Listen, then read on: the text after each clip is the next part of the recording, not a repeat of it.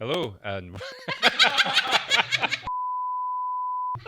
I was in my best. Hello voice. I didn't say well. I should have said well. Hello.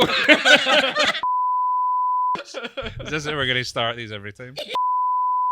Hello, and welcome to the Inner Frustum. Woo! Music.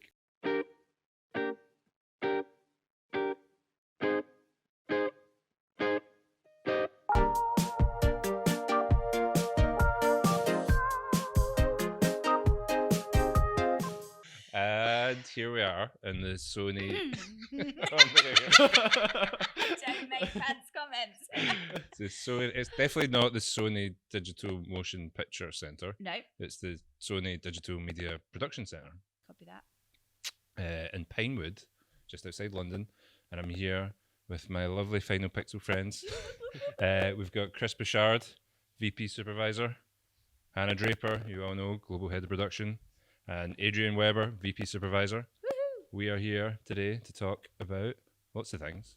I mean, let's see where it goes. It's virtual production, Michael. Oh, we're talking about virtual production. Yes, mainly around virtual production. Anything could happen, clearly, as we found already. We may hear Moana at some point. Has anyone seen Moana? We could put that in the show notes, I think, or something. That's what people do, right? Yeah. Oh, gosh, sorry, guys. Yeah, Sorry. yeah. Put Good ourselves stuff. together.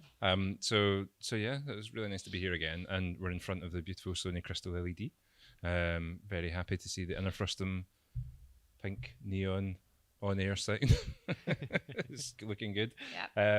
And yeah, it's nice to be here. The last podcast we ran here was with a couple of DOPs, so Yep. we're talking a lot about working with lighting and volume and all that good stuff.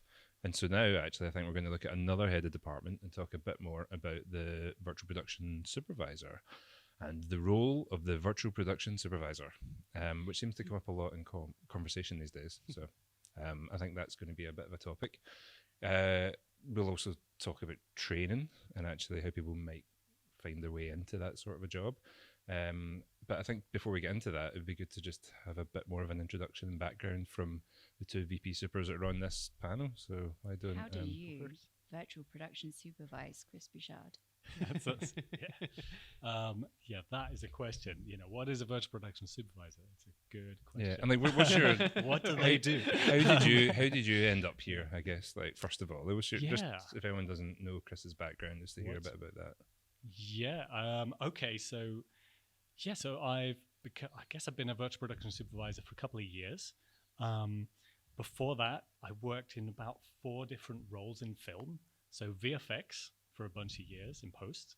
Then I worked in pre-production for quite a while. I worked on set. I did some directing. I directed a bunch of indie films and VFX short films and stuff, which you end up, when you're directing, you end up producing them as well. So did just a bit of everything in pre-pro, like scheduling and all those spreadsheets and stuff. And then I ended up going back into VFX and color grading and became a bit of a DIT. With all that put together, I found myself trying to use all the newest technology on my own films. And then when I was working for the studios, they wanted someone who understood the new technology, like when the new cameras came in, the first time the Red camera came in, or the Alexa, they needed someone to like solve that technology.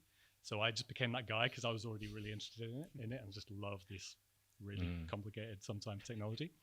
And then that kind of when virtual production came along in 2020, I just got sucked into it then because it brought together all those different interests I had, and was a way to kind of really play with this amazing new technology that we get to use, and to make the most of it and give that to filmmakers and let them play, let them like be really creative with it. So that's kind of my way. Can we talk about one of your films? Actually, I just remembered because I heard from a bunch of people that you had quite a famous fan film that you made once. Well, we made a Lord of the Rings fan film. Yes, We were just when we were students. It's But apparently it was really great. I don't think cool. I've seen it yet, but well, it's still on YouTube somewhere. just put that in the show notes. So as it's well. there Yeah. somewhere. Yeah, Yeah, we could see that. But yeah, it's I have a thing for Gollum. It's called The Hunt for Gollum, and it's kind of a prequel to the movies, Nice. and it was inspired by Yeah. everyone's so inspired by Lord of the Rings and the craft of filmmaking in there, and we just tried to do that on a budget of £4,000. Wow. Oh, Oh my God, yeah. Kind of do it all just for the love of it, and Yeah, well done. like lots of passionate I feel like filmmakers Gollum get was like involved. one of those real Yeah. moments as well, though. Like, I wouldn't say it's Yeah. virtual production, but definitely like this coming together of motion capture and the coming together of tracking and systems and making it much more kind of mainstream in a way. Like because Lord of the Rings was so huge, everyone knew about Andy Serkis and the Gollum in a way that I feel transcended the VFX department. That was often like in the background. All of a sudden, it became much more right in the foreground.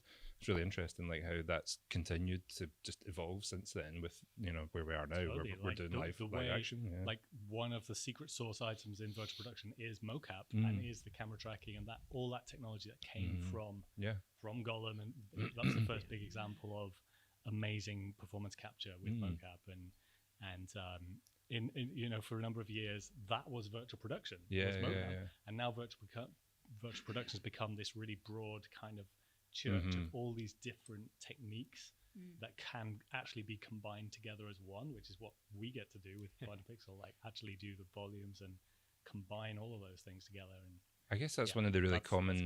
common things, isn't it? It's this kind of live action side of VFX in a way. Or I don't know how else to describe it, but I know we've talked about it before. Sometimes, working on set as a VP supervisor feels very like you're doing post-production live or something like that. Like it kind of feels like you're doing everything in front of everyone live a lot of the time, which is, coming from this same thing. And I feel like that makes the VP supervisor job very different, say to like a traditional VFX supervisor or something like that, because you're operating with a much different at a different time in the overall production and different kind of personalities. It's and kind people of and the everything. pre-production and the shoot instead of picking it up after and sort of, VFX do get involved in shoot, but yeah, it's and it's a fun one because a lot of it is guiding a team of operators and real artists and, being a translator between the crew and all the technical brilliant people we have in the brain bar. Even those from Scotland.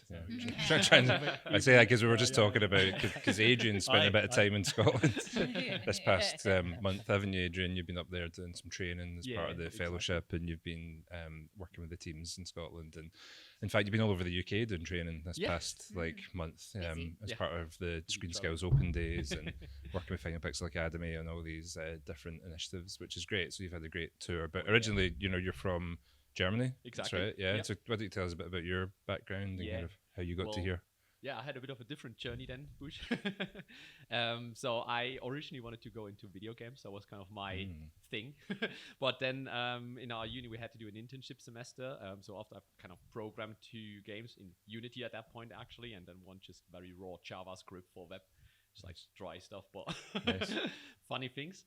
I wanted to see something different. So like just to make extra sure that I'm really just wanted to do games. So I did the internship semester in post-production for film. Cool. Actually, mostly commercials in Switzerland.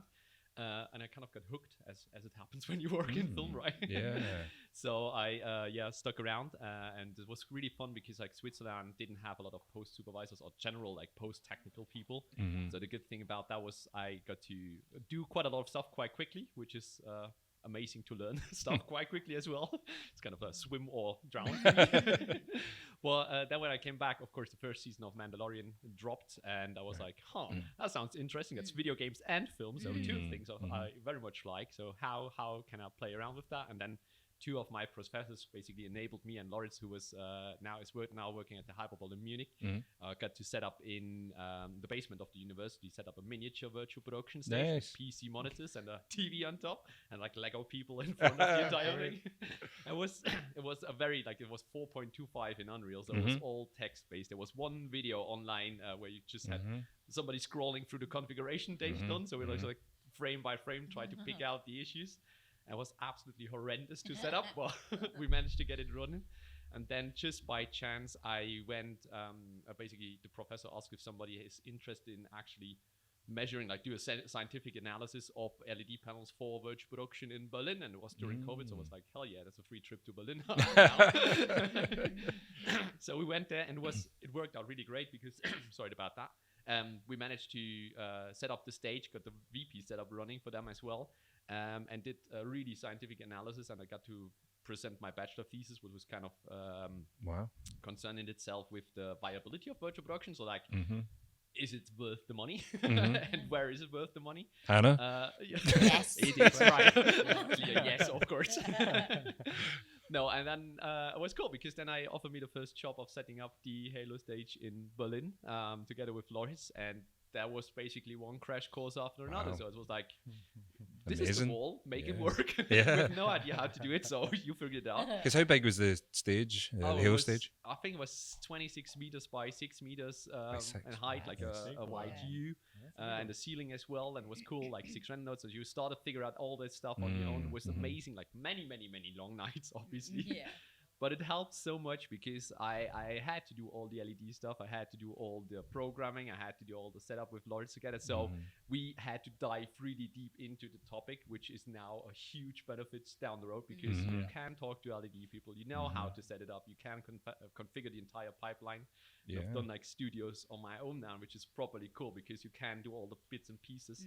And if you start supervising stuff, that is what comes in so handy because you have the on-set experience, you have the technical experience, you know how to do Unreal stuff. So it's the translator role Bush mentioned earlier comes quite natural because you start learning all the languages in that sense. That's it. And I think you should probably mention your most recent triumph. Well, I say it's not most recent because there's been the release was that was my favorite project so far. So I did the supervision for Poor Things, which was a crazy project in itself. Well, it was quite cool because it was just enormous, like the hugeness of it. Is huge the word? Yeah. Yes, probably. it is. Yeah, Okay. definitely. 100%. Enormous. Yeah. No, it was cool. I mean, it was shot on 2021, so that was as well very much learning curve. It was shot on analog film. It was like my first major film set and everything. So it was 5 really stressful weeks with very few little sleep and everything. And how big was the LED on that again? I saw some pictures. 60 meters long and 10 meters high. Wow. So it was kind of on the top, which you can actually do, and we hung it in the ceiling. And it was funny because, we discussed it beforehand. We need to hang it and keep it hanging because what's the problem? Basically, because it was so long, we had kind of 5 millimeters clearance in the like almost on the floor in the middle, but on the side we had almost like 10 centimeters clear, so it's kind of a very soft U towards the edges. Right. But then they started rigging up like 300 sky panels as well into the ceiling, and like this huge 18 kilowatts lights. And it was supposed to be snowing, so the actual owner of the studio came was like, "Nah, you gotta set it down." Oh, no. And I was so worried because if you set it down, that it was just like, and you had like all the black lines and everything. So because all the technical people had to go home again because like COVID and everything was happening, I went outside and just started calling people. Is this possible? I just hear the motors going straight behind me, like turn around, walls moving. So the gaffers just set it down. They they didn't want to deal with that problem. It was a stressful moment turning everything back on, but it worked out flawlessly. It worked. Oh wow, that's incredible. But yeah, Wow. That's very cool. Very cool. Yeah, I think it looks It's like a huge scale of a big scale scale. of wall. That Yeah. fantastic. It was really impressive. It did real things to your rhythm and everything because you were looking at sunsets all day, so you were kind of sleepy all day. It's like filled the entire peripheral vision with everything enormous. It's Do amazing. you take your vitamin D? Bigger problem. Are you supplementing? Yeah, exactly. Yeah. Going from one studio to another. Like I've been to many countries, but always seen the studio from the inside, so not much of the actual countryside. And so that was your favorite one. What was your biggest challenge that you found so far? Well, the biggest one was there was this shoot definitely because there was just so much figuring out to do in very like a short amount of time. So because the lead up was I think 4.5 weeks from first call to making it work on site. The LED was still in China. We had to fly it to Frankfurt. The customs had to do over hours for us. We had shuttle buses go back and forth.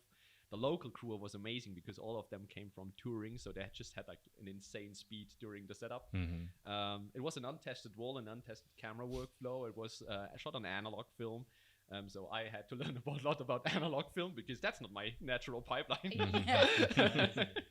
Well, it worked very well, and it was just nerve-wracking because like, of course walls are not made for 24 hertz, so it flickered horribly. So I called the guys in China, they were like, no, it doesn't flicker on our end. I was like, I'm quite sure it does.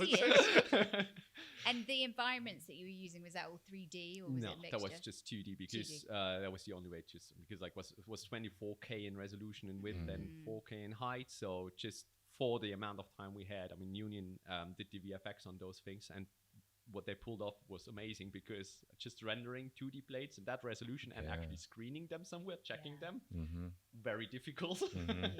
So there's like tiny errors which we only all ever saw on the wall because then it got scaled up and got really big. So we had to, for example, when they painted clouds from an image and just put them on there, somebody came to me and said, hey, there's flags in your image. And I was like, what, huh? Because I was thinking like lightning flags and stuff. They're like, no, like actional flags, like country stuff. There's the German one in there. Is this an Easter egg? It's like, I'm sure it's not an Easter egg. Oh yeah, it's just basically because it's so huge, somebody painted out it. So there was a very soft coverage from an alpha channel just coming through and peeking through. So he just started like, photoshopping plates on top of the actual plate to get rid of it. Sounds fun. That was very fun. Very fun. So it's interesting, like your background to come to this role is really different in some very different to yours, Bush. I should have said at the start, Chris goes by Bush. But like, Bush, that's too many Chris's. Too many Chris's in this world, seems. But yeah, like the coming together of different disciplines into the VP world is definitely a theme, right? This is not the only type of role I think we've seen this. We see it all over the Brain Bar, definitely in the VAD. Everyone's coming from, it's like a convergence from different places, but they've found this like home of stuff that they love generally. Like there's that kind of passion around VP, I feel genuinely. And so how does that change how you approach the role then, do you think? Like does that make the VP supervisor role to you different maybe to like what Adrian, what you think of it as potentially? It is funny. I mean, when we met actually, I picked you up from the airport, we drove to a recce in a shoot we did 2 weeks ago. We had an hour and a half around the M25. We just chatted. It's so interesting. We chatted about all those projects you've done, all the volume projects I've done, and so much similar kind of sort of approach experiences. It's fascinating. And hats off for that project. What an amazing one. But you know, it's one of the things I was going to say is when you're operating a volume that's that big, that's got a crew of 150 people of cast and extras and A-list actors in there and A-list directors expecting and DPs expecting now for it to be working like this, it's a lot of pressure on the shoulders of usually the supervisor or the lead operator. And so it is like, it's just like nothing else. It's sort of like you're flying a plane or something. And you don't know the controls because you didn't have time to do a test flight because of the shoot, because it's often just put together in such a schedule. And that's just the nature of it. And you have to make it work. And it's super cool when you get it to fly. It's just a great thing. When it's going through some bumpy turbulence, then there's definitely those moments where you're like staying all night, or you're like, reaching for the sack bag. It's so interesting. But coming to experience, I mean, funnily enough, like, because I think you sort of came from a bit of software development as well background, and weirdly enough, before I decided to be a creative filmmaker or something, probably a bad idea, I studied software development and engineering. So at uni I did that, and it was weird. So I kept switching between that kind of engineering-y technical background, and funnily enough, because you said you did a Unity project. We chatted for ages about Unity because before Unreal came along, it was the main thing for VP. It was. And the project I did before I switched on to large volumes was totally a Unity feature film. I spent a year, a lot of it through lockdown, like getting really under the hood with Unity. It was a great engine. And it's like often it's not about one specific tool. It's like, how can you find a way to make this tool or this software do the thing that's creatively like, and that's the challenge that I think we both love, is that kind of creative thinking, but problems, but like Problem using all solving, that Definitely. kind of I like the geeky stuff. yeah. But trying to like understand the filmmakers. Oh, for sure. No, the engineering yeah. analogy is really nice because it feels like you're just plugging a new system together every single time because you have new errors on the render nodes. I don't know, something crashes unexpectedly when it was running perfectly fine all through prep and stuff like that.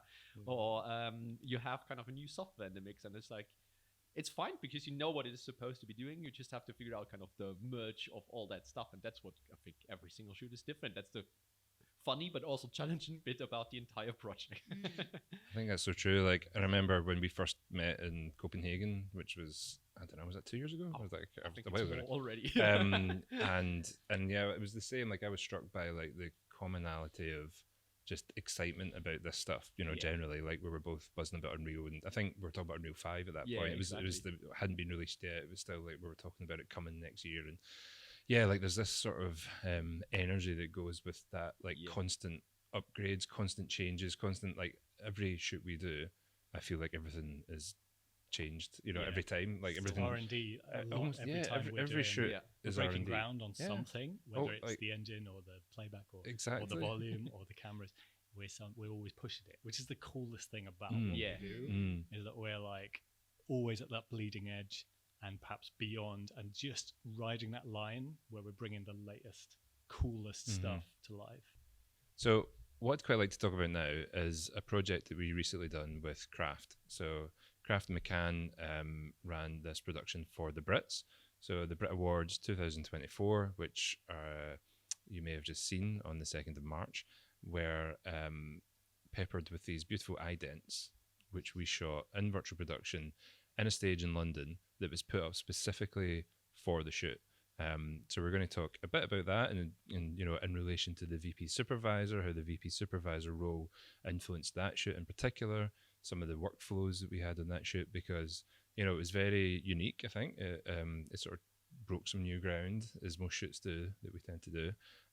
But it was a very, very beautiful piece, and the director, I think, you know, it was the first time he'd worked with this form of virtual production, but he did come from a VFX background. He does come from a VFX background to a degree, so I think there was a degree of comfort going into it with working with Unreal Engine and working with different environments. And so, yeah, I think as a result, we've came away with what looks like a really great piece and seems to have gone down really well with the client and everyone. So, yeah, so like Brits, let's talk a bit about that. I mean, what was the involvement you had, Adrian, for example, on Brit Awards? Yeah, so I was doing the volume supervision, so taking a bit of the technical weight off Bouchard's shoulder, who did the supervision for that shoot. Very good job. It's a bit of a thanks to you as well. Yeah, so we kind of managed the pipeline and everything like that, and I got to operate the big grading panel. It's great. and though you got involved with the tech viz, so we tech vizzed out these environments using the student designs, so we knew the designs the students had done from the Brit School, and they were involved in each of these creations, and that was really cool because we got to involve that in the Unreal Engine creation phase, but then also bring that into this tech viz phase where we could look at each of those individual art installations and performances and sort of like pre-visualize all that before we got on set, which kind of left, ultimately the only thing that had to be done on set was bringing together the actual the Brit School students to come in and do the performance. Yeah, easy stuff, right? Yeah. No, we actually did. It was really cool because it gave everybody a real sense of security and what they are going to expect on set. And we had the really cool thing about this phase was we got face-to-face time with all the key creatives. So we took long meetings with the art department, figured out stuff like that, framing issues, where do we overshoot sets, where might a flaw pop into the frame and stuff like that. We had spent time with the DP to do actual pre-light, to just estimate where would it come from, where do they rig the lights, are we running into issues if having like gigantic balloons in front of the stage or something like that, and all that stuff. So as well with the production side, where does the track go, when do we move stuff in, which area of the stage does the light equipment go, and where does the art department set up. So even like very different stuff which has nothing to do with the stage whatsoever was decided based on this thing, which was really cool to see. And some of the these backgrounds actually were designed with MasterCard in mind as well. That's the other kind of beauty of this process, is that MasterCard could be involved in the actual creation of a branded element that could then be brought together on set and feel part of the same look, the same ident feel as all the other ones, in a very consistent way. And I think, how did you find that worked with the client, Hanah? I think the client, like the process for that and the feedback that we got from Craft McCann were that, it made a really holistic, enjoyable experience and a trusting confidence on something new. The sustainability element of it is huge. MasterCard have got a huge ambition to be as sustainable as possible. But I wanted to ask Bouch, because we obviously took on the VFX for the rock monster, and talk us through the animation that we could do, the animation guidance. Sure, yeah. I mean, it was a really cool project creatively because it had these 3 worlds, sort of a volcanic Martian alien landscape, which had this animated creature, full CG animated creature, which in VFX terms is, typically quite a high-end thing to do. But we were able to deliver that on a really tight time frame for that commercial sort of frame client. So, sort of a 5 weeks prep, building environments, then the 1 week sort of 2 days shoot, only 2 days to shoot, a few days prepping the stage.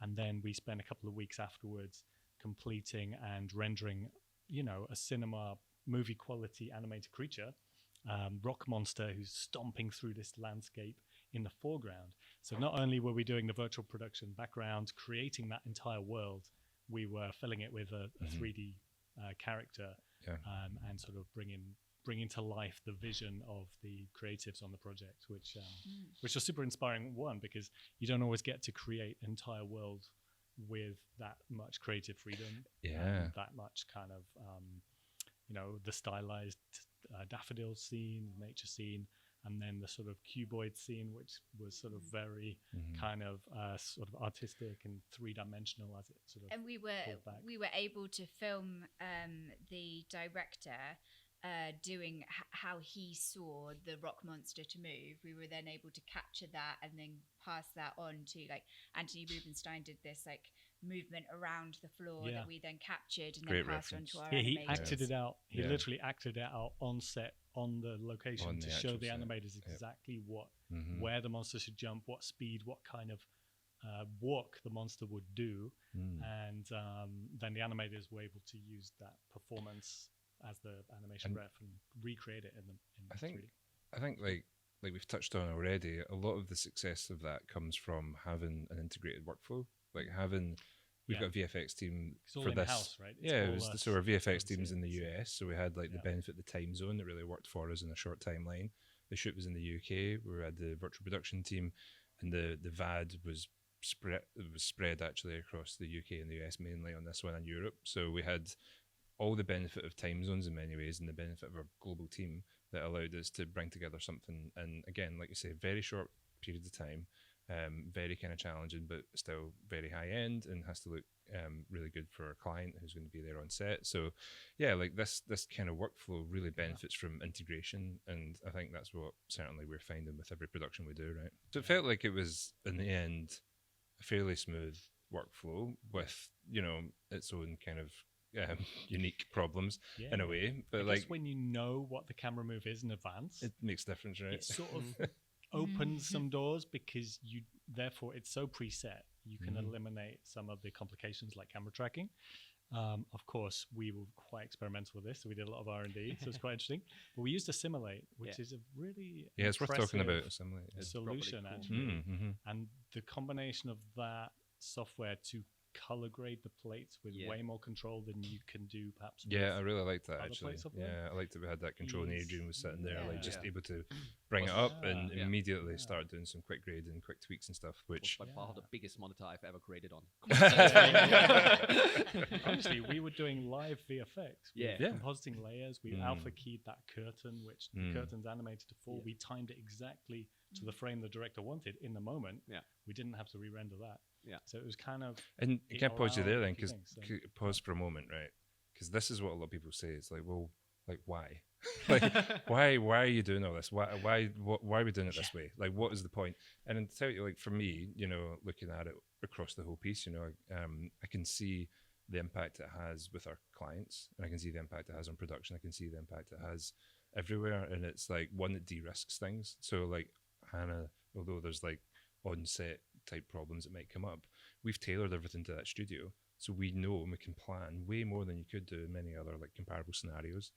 We've also got this like immediate feedback from the client who's sitting there seeing exactly what they're signing off ultimately. You know, it still has to go through some post and there's some VFX to be added, but they're getting this immediate image, which is just a different experience. Which and I think allows there's you to tweak creatively, like live, which I think is really important. And I think with that particular shoot, because we were popping up the volume, it meant that we could, like, some of the creative decisions that were coming from, like, for example, with the gaffer, because of it needed to be 6 meters, we were thinking about flying it.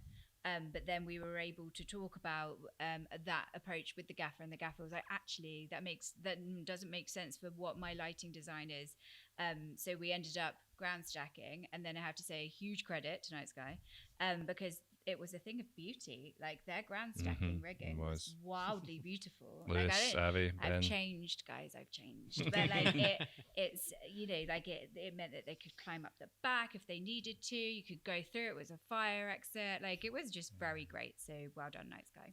So when we're supervising the VAD, the world building, we can immediately guide it into what works. So you're not wasting loads of time building all these beautiful trees that you're never going to see. Exactly. But we know the things that are sometimes little problems or snags on set.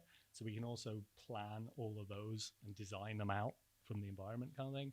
So, you know, yeah, I mean, Unreal Engine environments are a complex thing to design. It takes a bit of time. It takes a real skill from the artist. Definitely. And those skill sets, you know, we're the ones training those artists out there with the academy, aren't we, to actually become the best world building artists. But, you know, that I think what's exciting for me is we're trying to build these demo scenes and these sort of you know, some of our tech demo scenes like the lake and the city at night, because we're filmmakers, we're thinking, what do filmmakers really need? What's really difficult to shoot for real? Like, shooting on a boat is damn hard and expensive and risky, and health and safety and all that. And then shooting at night is also hard, especially on a boat at night.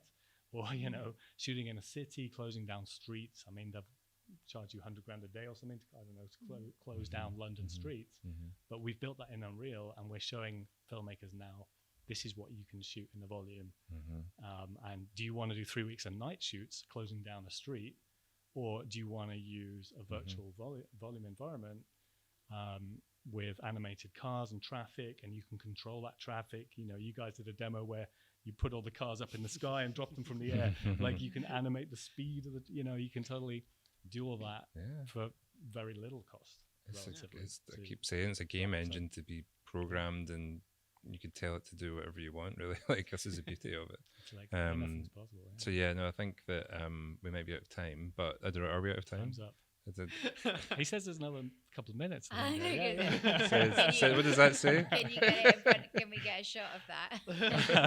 Just, time. Plenty of time, yeah. Plenty of time. I feel like you really missed the opportunity to say it's a game engine. It's there to be played with. Oh, that's a good one. Yeah, we'll get that.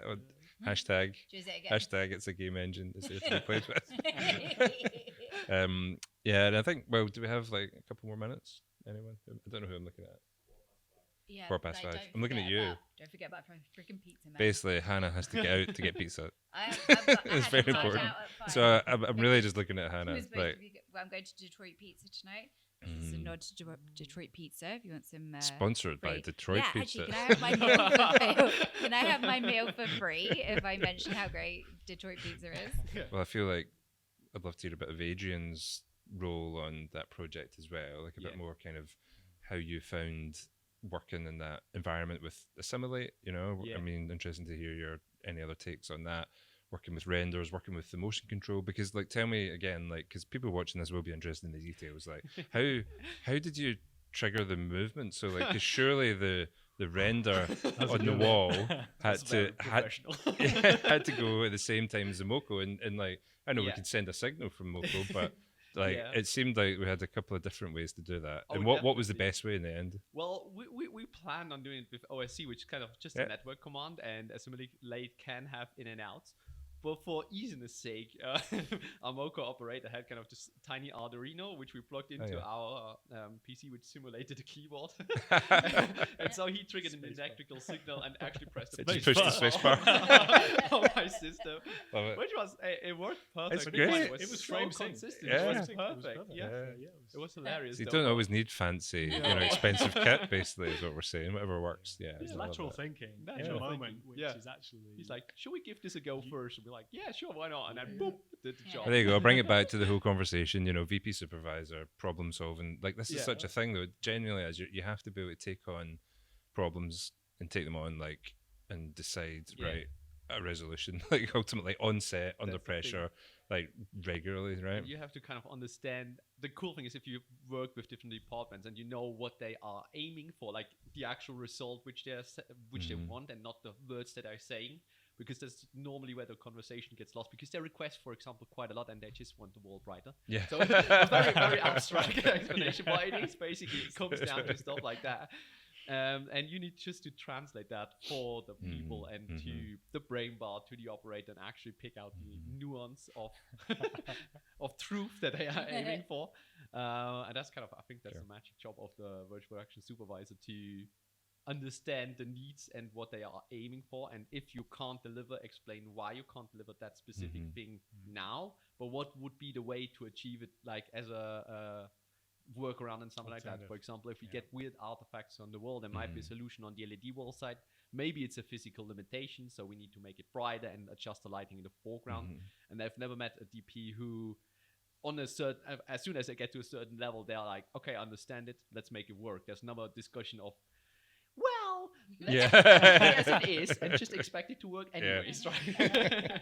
So I think there's a few like common takeaways here. Like one of them is, we're talking about the VP supervisor as a head of department, really, and all of this. You're making decisions, you're making calls across a team for that team, and that's important. Like, I don't think none of the shoots that we've ever ran is the VP supervisor just a single person on their own trying to do it all. It's literally, there's a whole team under you, right? So you've got technical director, you've got people working in the brain bar, like the stage, people, whoever's engineers or whoever we've got that's involved with the LED. Ultimately, what we like to do is funnel all that underneath the VP supervisor on set. So they become like a new head of department, if you like, at the moment. And that seems to be the role as it's emerging. But it's worth remembering, like, this is so new. This is so new and everything is changing. And I see the role change since the first shoot I done, like 3 years ago, taking on that role compared to now. And every job is different. And what we see is actually, it might evolve and mold for the job a bit at the moment. I genuinely see that happening, is that some jobs as a VP supervisor has to sort of fill in some of the blanks that may start to emerge among the knowledge of the team that are involved.